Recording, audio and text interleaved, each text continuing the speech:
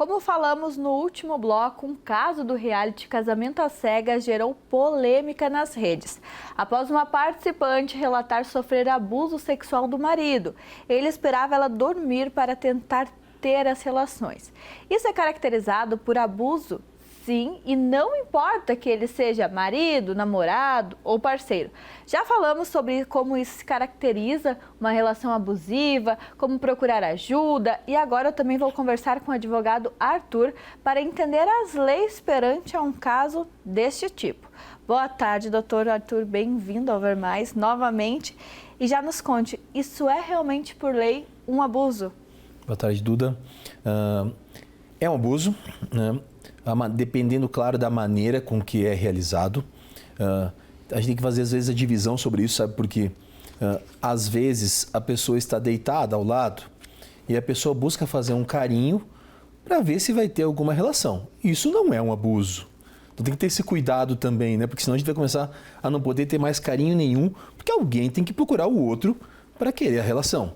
Agora, a partir do momento que o uso do estado de a pessoa não ter a consciência, seja por qualquer motivo que for, aí sim vai caracterizar um abuso, porque eu estou constrangendo alguém a fazer uma coisa que ela não quer. Então tem que tomar esse cuidado. Isso é uma coisa polêmica, porque aqui no intervalo os meninos já estavam perguntando como funcionava isso. Ai, agora eu não posso mais tocar na minha mulher. Não é isso. É uma questão dela falar que ela não quer, ou dela estar dormindo, ou estar bêbada, drogada também. Porque assim, sabe que não existe esse crime de estupro marital que se fala.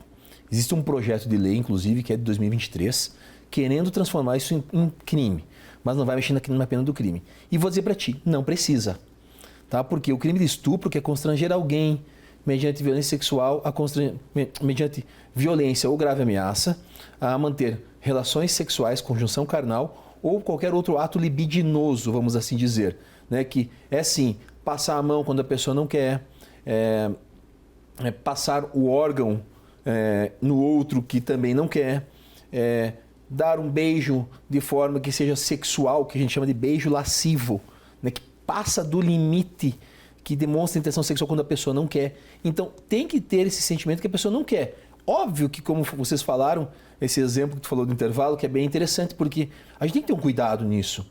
Não é, eu quero quis manter relação sexual à noite e a parceira não quis, né?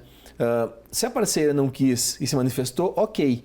Se ela estava com incapacidade suficiente para dizer que não queria, a gente tem que tomar um cuidado, sabe como é que vai provar isso aí? Então, aquela coisa, tá dormindo e não sentiu, por exemplo, uma penetração, vamos mais longe. É quase impossível fisiologicamente. Então, acontece, é crime? É crime, mas tem que tomar um cuidado como vai levar isso. Então, às vezes transforma em alguma coisa midiática aquilo que já tem. Então, já é crime de estupro, vai continuar sendo crime de estupro. Não precisa ter uma figura para o crime marital, porque não querer praticar relação sexual, não querer alguma coisa que leve à ideia de sexo, por si só já caracteriza o crime de estupro. Já tem uma pena para o crime de estupro que é de 6 a 10 anos para quem pratica um tipo de crime. Se a vítima, se a mulher tiver entre 14 e 18 e a partir dos 16 a mulher já pode casar, então pode acontecer isso, a pena pode ser de 8 a 12 anos, veja, uma pena mais elevada. Então, a lei protege sim, existe lei protegendo isso, a gente não pode confundir essa ideia de que precisa uma lei nova para modificar todo o sistema. A lei existe, é firme e tem como ser fiscalizada. E como faço para provar? Porque já é difícil hoje no Brasil, de alguma forma, comprovar o estupro, o abuso. E quando é uma questão dentro de casa, como faz para essa mulher provar? Existe muito nos julgamentos dizendo que o estupro é um dos crimes cometidos às escuras, que a gente chama. Tá? Crimes cometidos às escuras são crimes que não tem como provar se não for a própria palavra da vítima. Então, uma palavra da vítima que guarde coerência, demonstre aquilo que estava ocorrendo. Num caso como esse trazido aqui pela mídia, demonstra que ocorreu mais de uma vez essa situação, essa negativa, já se acredita assim, se dá essa presunção de veracidade para a palavra da mulher. Mas também tem que levar em consideração outras circunstâncias. Vejam, eu tenho uma mulher, por exemplo, que sofreu esse tipo de violência e ela vai lá e solicita uma medida protetiva para sair de perto do marido. Dá 2, 3 dias, ela vai lá e retira essa medida protetiva porque voltou a ficar de bem. E ela faz isso 3, 4, 5 vezes.